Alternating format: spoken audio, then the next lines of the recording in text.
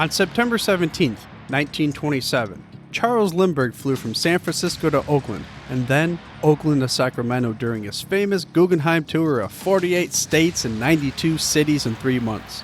On this same date, an NFL legend was born.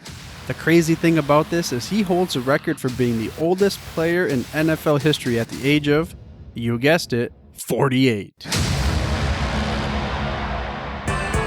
Welcome to the Football History Dude podcast, where each episode is a journey back in time to learn about the rich history of the NFL. Your host is Arnie Chapman. Football is his passion, and he wants you to come along with him to explore the yesteryear of the gridiron. So hop on board his DeLorean and let's get this baby up to 88 miles per hour. Great Scott! This time as we step off for DeLorean, the date is September 17th, 1927, and we are in Youngwood, Pennsylvania. This also happens to be the NFL's 7th birthday.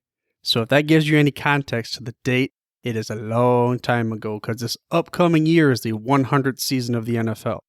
But we're here to see George Frederick Blanda. He played in the NFL, again, until he was 48, just like those 48 states that were flown across by Charles Lindbergh back in 1927. This happened to be when he retired just shy of his 49th birthday. He was a quarterback and also a kicker, of course mostly a kicker in his twilight of his years, but he played an incredible 26 seasons, the longest career ever. And in those 26 seasons, he played 340 games. Now Adam Vinatieri, he only has a couple seasons away to break that mark. And Matt Bryant, Phil Dawson, yeah, they're around that too, but this guy was the oldest non-kicker.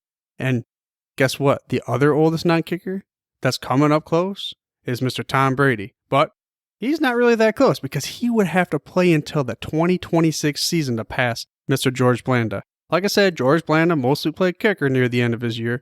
However, this is a record that possibly will not be broken, just like many of those other records that are out there. However, some of them will fall, and more than likely, there are going to be some records that fall in the 100th season of the NFL, just like there is every other year. But let's go back to the old age category. You know, the old guy, the old dudes. What I thought was more impressive when looking this up, that, George Blanda, like I said, he was mostly a quarterback, and he played kicker a lot too near the end of his days, and he played 26 seasons, right? Well, get this. In 1925 was the last year for Bobby Marshall. Now, he was an end for the Duluth Kellys that year. Also was John Nesser. He was a guard and tackle and last played in 1921 for the Columbus Panhandles. Both of them were at the age of the ripe old 45 number. So at the time, man, this is when they played both sides of the ball. This was a different kind of football, and there was not really that much protection. So these were the real men. I'm telling you, Bobby Marshall and John Nesser, those are the two that should hold the record.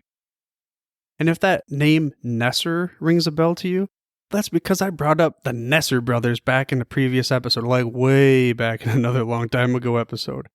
The 6 brothers, named the Nesser brothers, played for the same NFL team back when the first NFL games were playing. In fact, in the second season, the NFL second season, John's last year, there was another NFL record. This is an unbroken NFL record, and I don't even know if it will ever be broken because this is almost somewhat unfathomable to be able to imagine this happening in today's NFL. Charlie Nesser joined the Columbus Panhandles in 1921.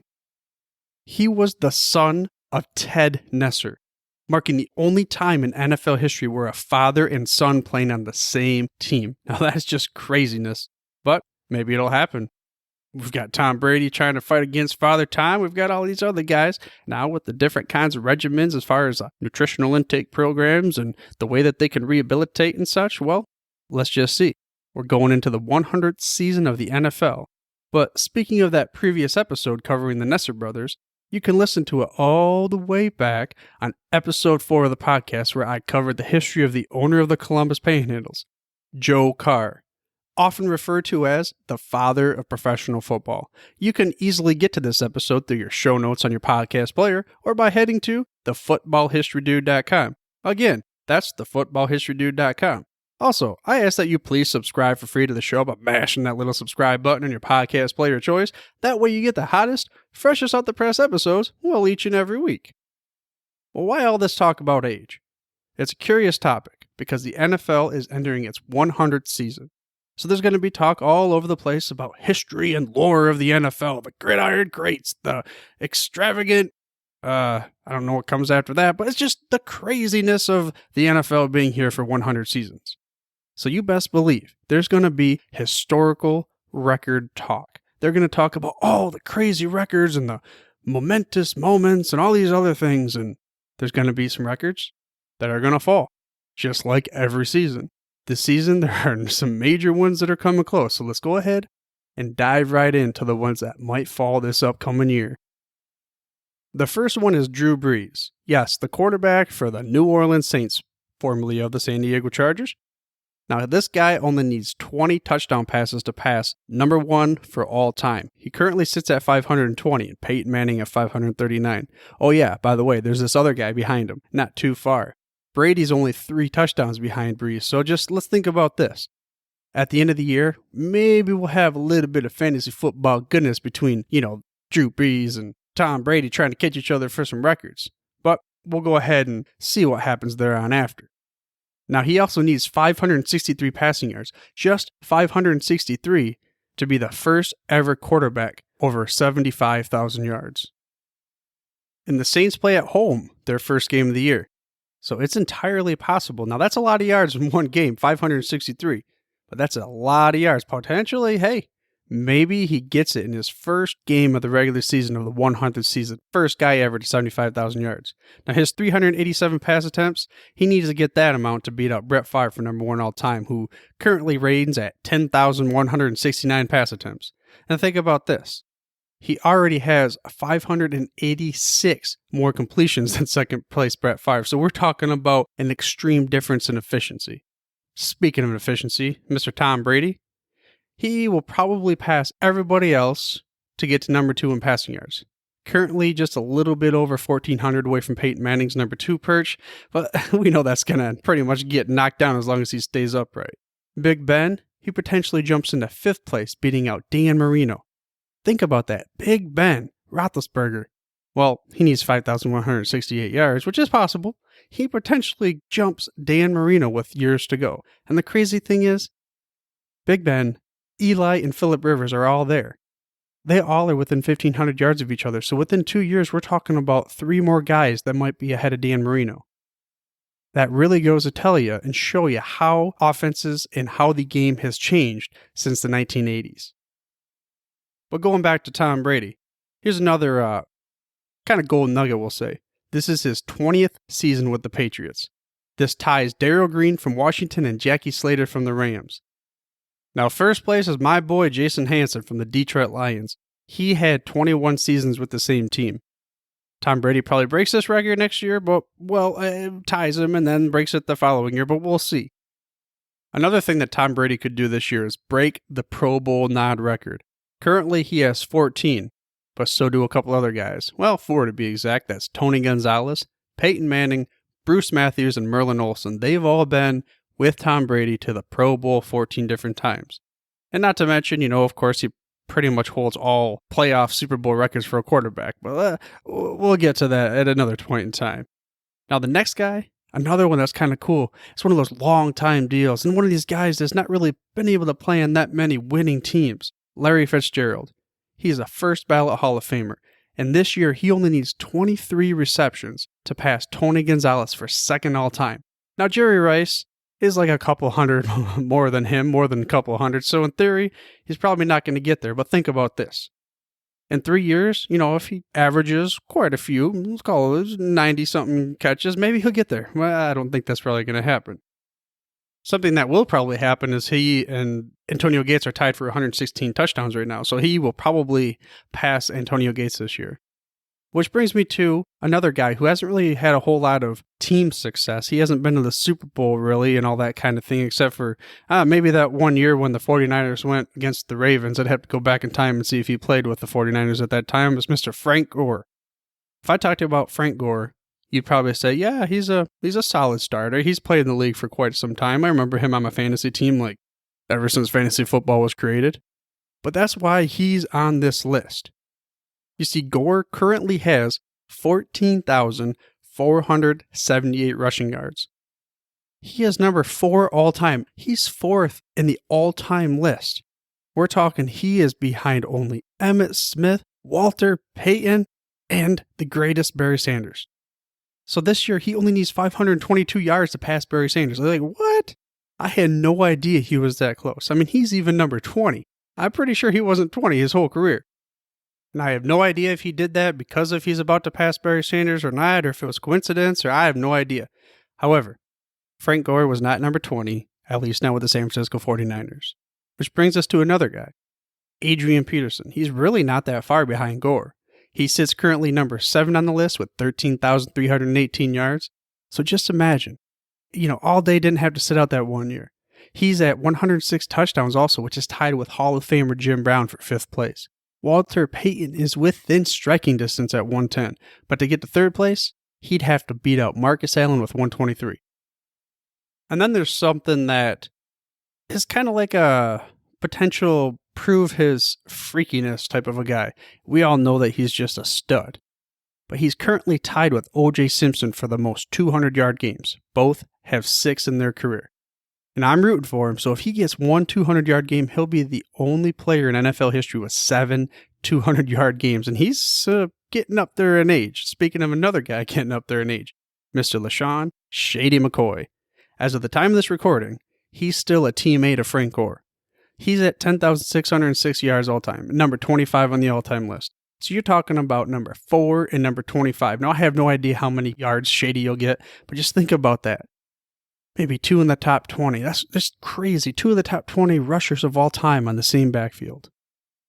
But a guy that might have something to say about that, the hooded one, Mr. Bill Belichick.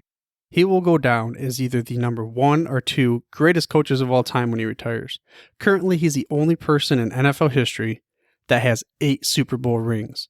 He has 6 of them as the head coach of the Patriots and 2 as a defensive coordinator for the Giants. And speaking of that, only 3 coaches in NFL history even have 6 championships. Belichick joins George Halas and Curly Lambeau. Now, Curly Lambeau coached for 33 years and George Halas for 40.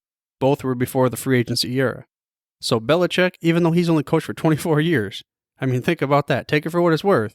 And I know there's a lot of other things about Belichick, but he has got to be near the top when you talk about best coaches of all time. He also has 31 postseason victories. Think about this. Okay, 31. The next closest is Tom Landry with only 20 and Don Shula with 19. Granted, it's not necessarily indicative because they have more playoffs nowadays, especially with Belichick's era, than back in George Halas's and Curly Lambeau's when they didn't even have playoffs for sometimes.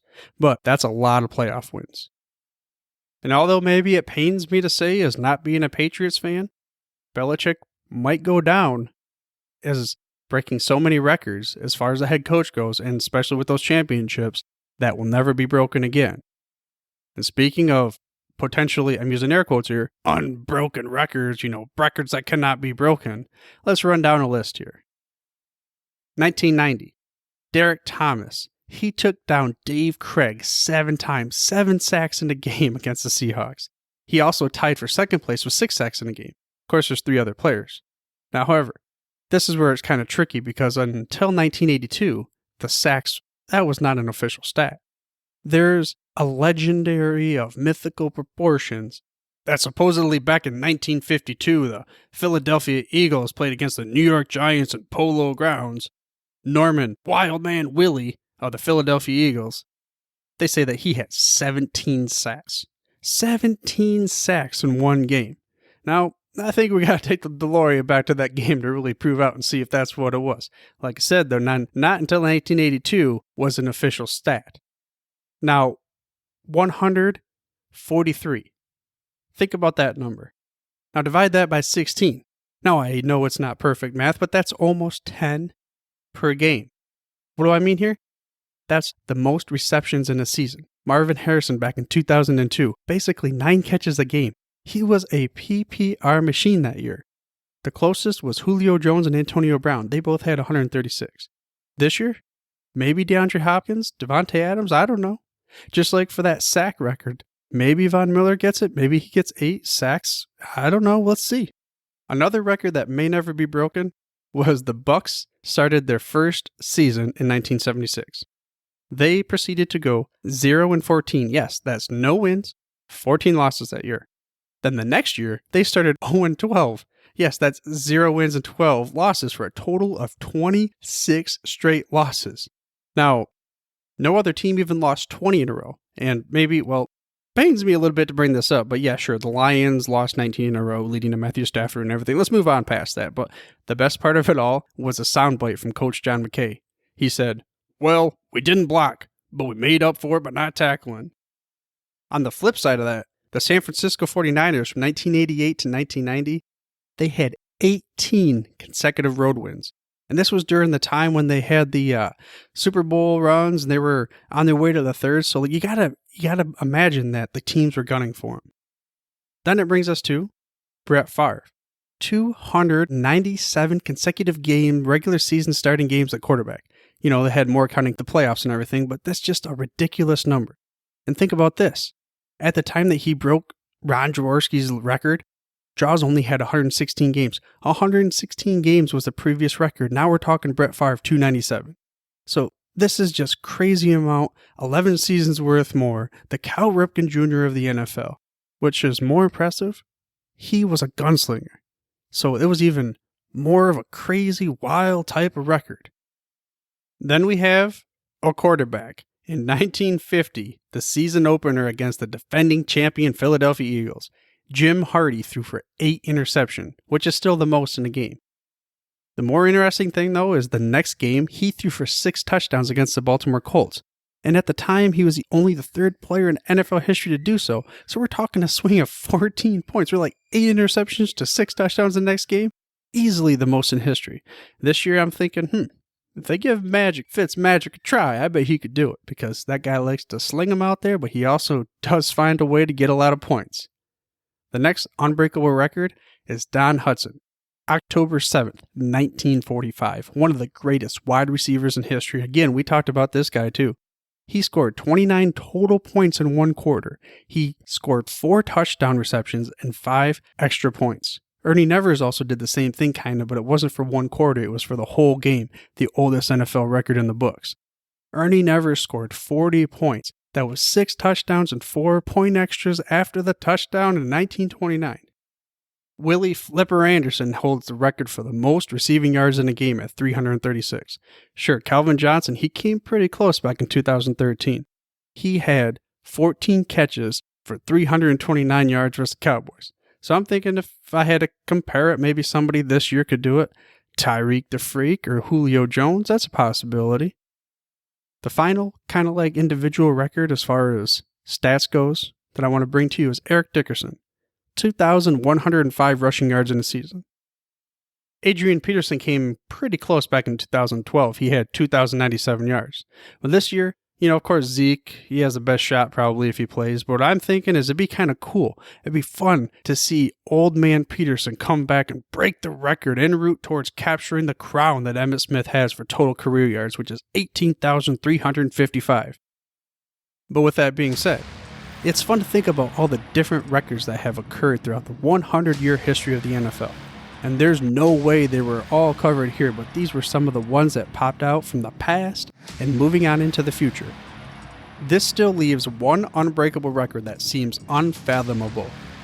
Although some of it's technically happened before the Cleveland Browns entered the NFL, Otto Graham, the quarterback of the Browns at the beginning, has to have the best record of all. All 4 years of the existence of the All-American Football Conference, the Otto Graham-led Browns won the championship. Then after the Browns entered the NFL, the team went to 6 straight NFL championships, winning 4 times, meaning Otto Graham appeared in 10 championship games in 10 straight seasons. I hope you enjoyed this week's episode of the Football History Dude and were able to keep up with all the gridiron knowledge record nuggets that you could handle. If you enjoyed the show, I ask one favor of you. Please share it with one friend or family member that hasn't heard of the Football History Dude before. Now, next week, we take a look at the longest standing rivalry in the NFL, the Chicago Bears and the Green Bay Packers, which kick off the 100th regular season next week. But for now, dudes, I'm through if you're through. Thank you for listening to this episode of the Football History Dude. To make sure you're the first to get the next episode, please subscribe on your podcast player of choice and head on over to thefootballhistorydude.com for the show notes and more information on the history of the NFL. And remember, dudes, where we're going, we don't need roads.